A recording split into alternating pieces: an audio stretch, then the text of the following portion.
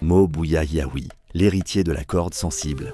Il y a des parcours qui ne s'expliquent pas, ils se ressentent. Celui de Mo Buyahiaoui appartient à cette catégorie rare, où la musique ne se choisit pas. Elle s'impose, elle habite, elle façonne.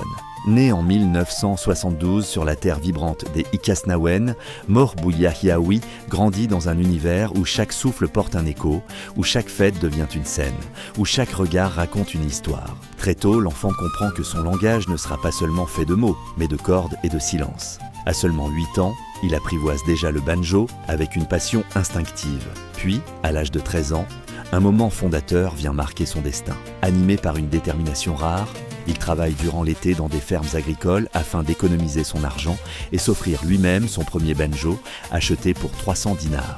Bien plus qu'un simple instrument, ce banjo devient alors le symbole de ses sacrifices, de sa passion et du début d'un voyage musical profondément enraciné dans l'âme kabyle. Les premières scènes ne sont pas éclairées par des projecteurs, mais par les regards chaleureux des villages. Mariages, fêtes populaires, soirées improvisées. Mo y devient l'ombre essentielle, celui qui accompagne, observe, apprend. Il affine son geste, polit son oreille, absorbe l'âme kabyle dans ce qu'elle a de plus brut, de plus vrai. Puis vient 1998, une date charnière, une rencontre décisive, le Mandol. Avec lui, tout bascule. L'accompagnateur devient interprète. La discrétion laisse place à une voix musicale assumée. Inspiré par son idole, Keloui Lounès, Mo ne copie pas. Il prolonge, il réinvente, il rend vivant un héritage. Sur les scènes de la Maison de la Culture et du Théâtre Régional, il ne joue plus seulement pour accompagner. Il raconte, il transmet. À ses côtés, des figures respectées de la scène kabyle, Salam Amar, Mo Oubeled, Mouloud At Ahmed, Ahmed Chergui. Dans cet univers d'exigence, Mo trouve sa place, non pas en s'imposant, mais en s'inscrivant. Le public, lui, ne s'y trompe pas. Il reconnaît cette sincérité rare, cette fidélité aux racines, cette émotion sans artifice. La discographie suit naturellement cette ascension. 2008 marque l'entrée officielle dans le monde de l'album avec un premier opus de 6 titres, comme 6 portes ouvertes sur son univers. 2010, 2013, 2019. Les projets s'étoffent, s'affirment, s'enrichissent.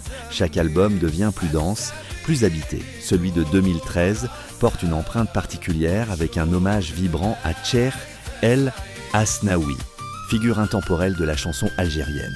En 2019, c'est au tour de Keloui Lounès de recevoir un salut profondément humain, presque filial. Entre-temps, la reconnaissance dépasse les frontières locales.